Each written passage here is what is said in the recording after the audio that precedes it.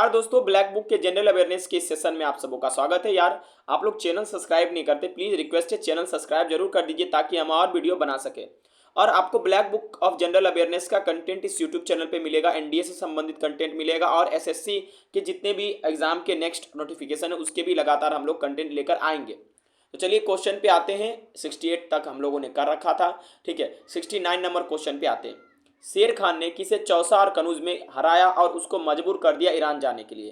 तो दोस्तों उसका नाम था, दोस्तों याद रखिएगा, हुमायूं।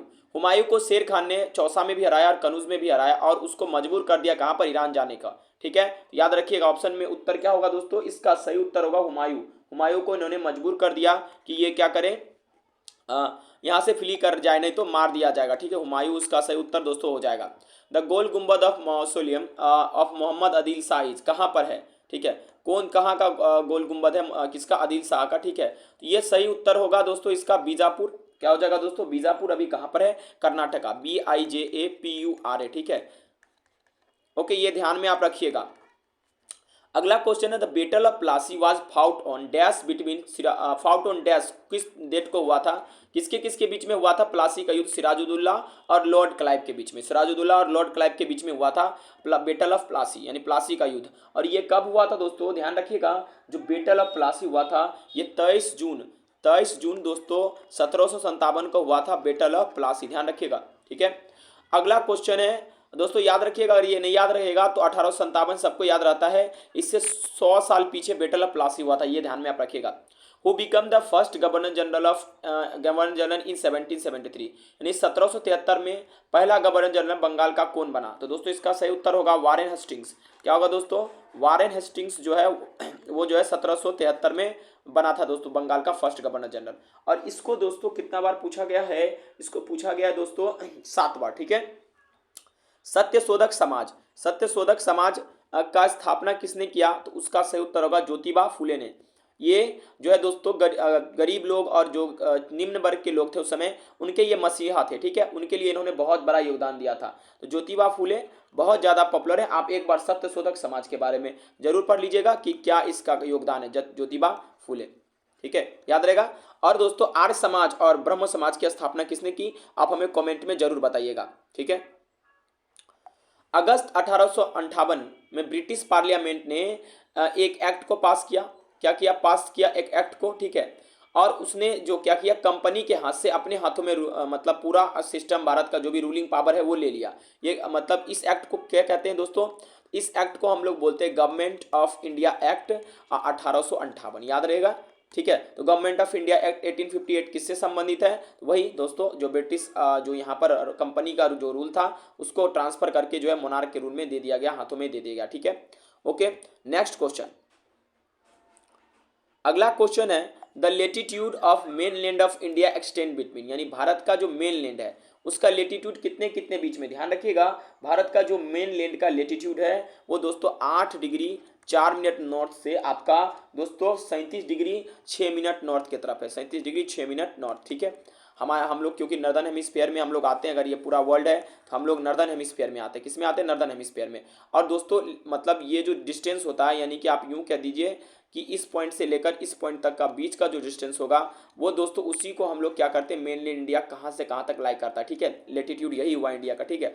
आप हमें बताइए यहाँ पर क्या आता है, यहाँ पर क्या आता है, और यहाँ पर दोस्तों जैसा कि आपको पता है यहाँ पर आप इस तरह से गौर से देखिएगा, कुछ इस तरह से, ठीक है। और इधर लास्ट में भी आपका है, ठीक है। तो ये मेन लैंड हुआ, ठीक है। एक ऐसे भी आपको पूछ सकता है यहाँ से यहाँ तक क्या डिस्टेंस है, ठीक है। ये भी आप ध्यान में रखिएगा, ठीक है।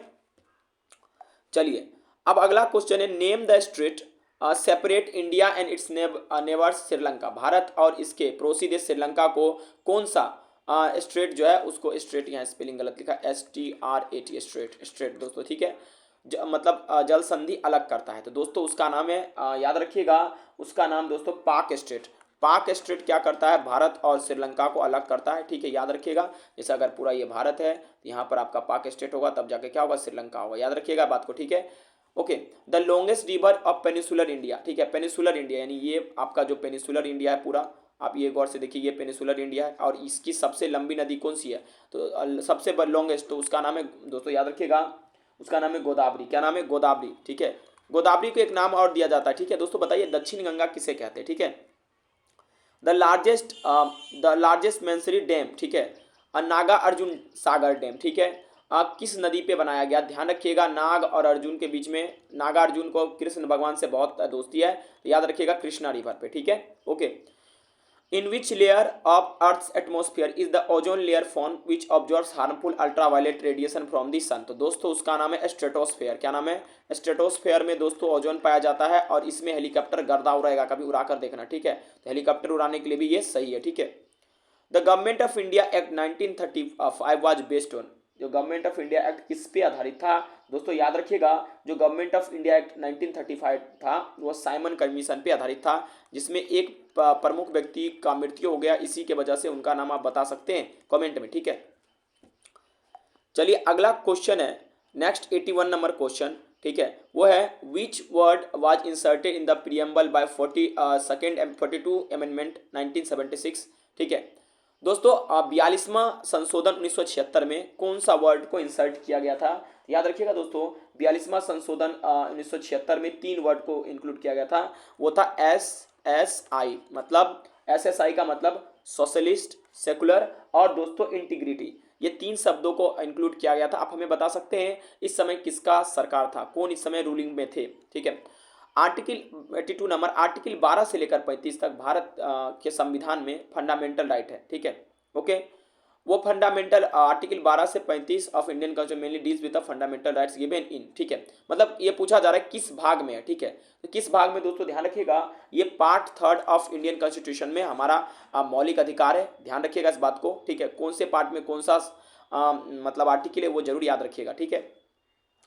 A dash is a formal document to protect fundamental right containing an order of the court to the government issued only by High Court or the Supreme Court of India, ठीक है।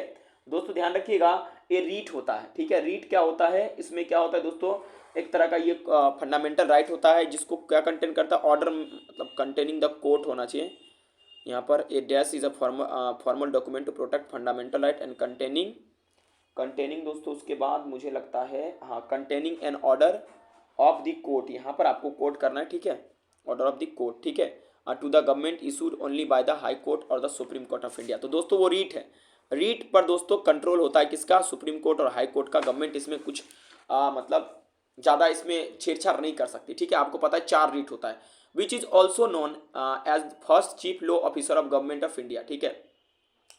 ध्यान रखिएगा उनका जो नाम होता है अटॉर्नी जनरल होता है, ठीक है, वो उसको हम लोग क्या बोलते हैं? ये सबसे ज़्यादा सुप्रीम लॉ ऑफिसर होते हैं, एक पद भी है, इसके बारे में आपको पढ़ना भी पड़ेगा, attorney general of India. Okay, अगला क्वेश्चन है who was the first chief election commission of India, ठीक है। फर्स्ट चीफ इलेक्शन कमीशन कौन थे भारत के? तो दोस्तों उनका नाम है सुकुमार सेन। क्या नाम है? सुकुमार सेन। वो सुकुमार सेन क्या थे दोस्तों? ये फर्स्ट चीफ इलेक्शन कमिश्नर थे। और चीफ इलेक्शन कमिश्नर का भी एक दोस्तों आर्टिकल में हम लोग पढ़ते हैं, इसके बारे में डिटेलिंग करते हैं, तो जरूर पढ़िएगा आप लोग, ठीक है। तो उनका क्या नाम था? Sukumar Sen. In India which kind of emergency can be proclaim, लगाया जा सकता है किस चीज़ पे? अगर वार हो गया या एक्सटर्नल एग्रेशन हो गया या आर्म रिवेलियन हो गया, मतलब इनमें से कोई भी हो गया, इमरजेंसी प्रोक्लेम हो सकता है, ठीक है। एक्सटर्नल एग्रेशन का मैंने कोई बाहर से अगर कर दिया या आर्म रिवेलियन हो गया, ठीक है, तो उसको दोस्तों नेशनल इमरजेंसी कहते हैं। और ये आर्टिकल 352 में डिटेलिंग किया गया है, ठीक है। अगला क्वेश्चन है under which article of Indian constitution and emergency can be declare on the grounds of failure of constitutional machinery in the state, ठीक है। माने कि अगर कॉन्स्टिट्यूशनल मशीनरी स्टेट में फेल हो रहा है तो किसका रूल अप्लाई होता है? तो ये सभी लोग जानते हैं दोस्तों, ये आपको हम लोग प्रेसिडेंट रूल भी इसको कहते हैं। और आर्टिकल 356 में प्रेसिडेंट रूल के बारे में दिया गया है, और आर्टिकल 352 में नेशनल इमरजेंसी के बारे में दिया गया है। The term mix economy denotes, mix economy का मतलब क्या हुआ दोस्तों? तो मिक्स इकोनॉमी का मतलब हुआ कि दोनों होगा, प्राइवेट सेक्टर भी होगा और पब्लिक सेक्टर भी होगा। याद रहेगा, प्राइवेट सेक्टर एंड आपके पब्लिक सेक्टर दोनों। Which is an apex institution in the sphere of agriculture credit in India. दोस्तों एग्रीकल्चर क्रेडिट के एपेक्स इंस्टीट्यूशन का नाम है नाबार्ड, NABARD, ठीक है। याद रहेगा दोस्तों, national bank of for agriculture and rural development. ठीक है, अगला क्वेश्चन है इन्फ्लेशन किसके कारण से होता है। देखिए दोस्तों, हम ज़्यादा डिटेलिंग नहीं कर रहे हैं, ठीक है, हम सिर्फ आपको क्वेश्चन बता रहे हैं, आप इसे याद कर लीजिए, ठीक है। और बहुत ज़्यादा डिटेलिंग करने के बाद वीडियो बहुत लंबा हो जाएगा, और अगर आप चाहते हैं कि इसका एक एक सेपरेट वीडियो हम आपको दे तो कमेंट बॉक्स में जरूर लिखिएगा।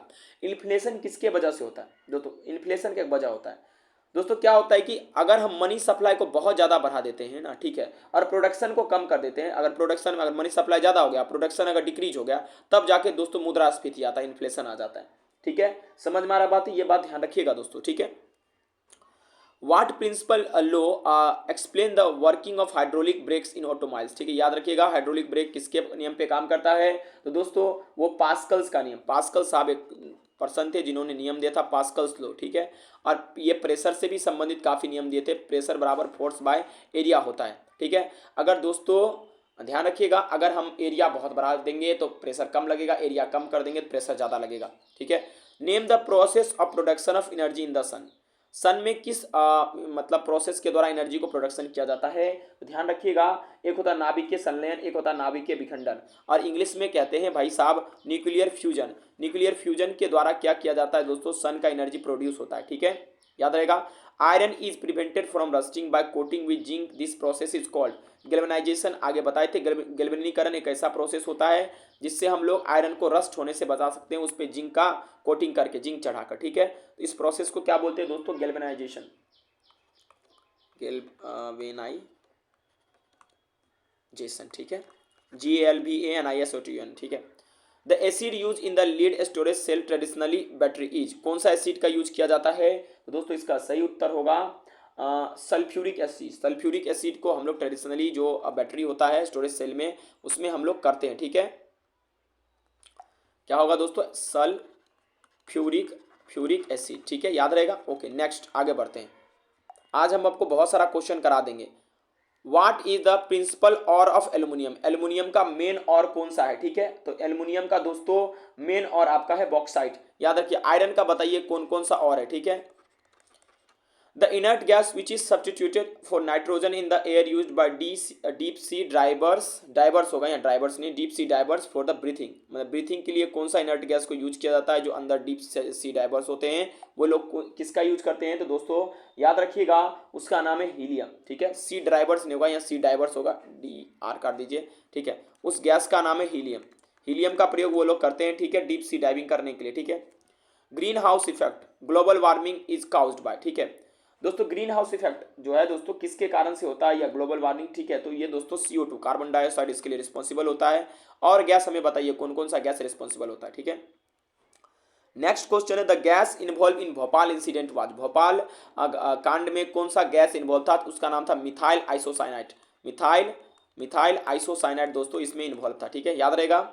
चलिए अगला क्वेश्चन है, which vitamin is popularly known as the sunshine vitamin as it is obtained from the sun rays। दोस्तों वो विटामिन है विटामिन डी, और विटामिन डी के कमी से होने वाला बीमारी का नाम मैंने पीछे ही सेशन में बताया था। ठीक है, अगला है which is the universal acceptor blood group. तो दोस्तों आप लोगों को भी पता है यूनिवर्सली एक्सेप्टेड ब्लड ग्रुप जो होता है AB+।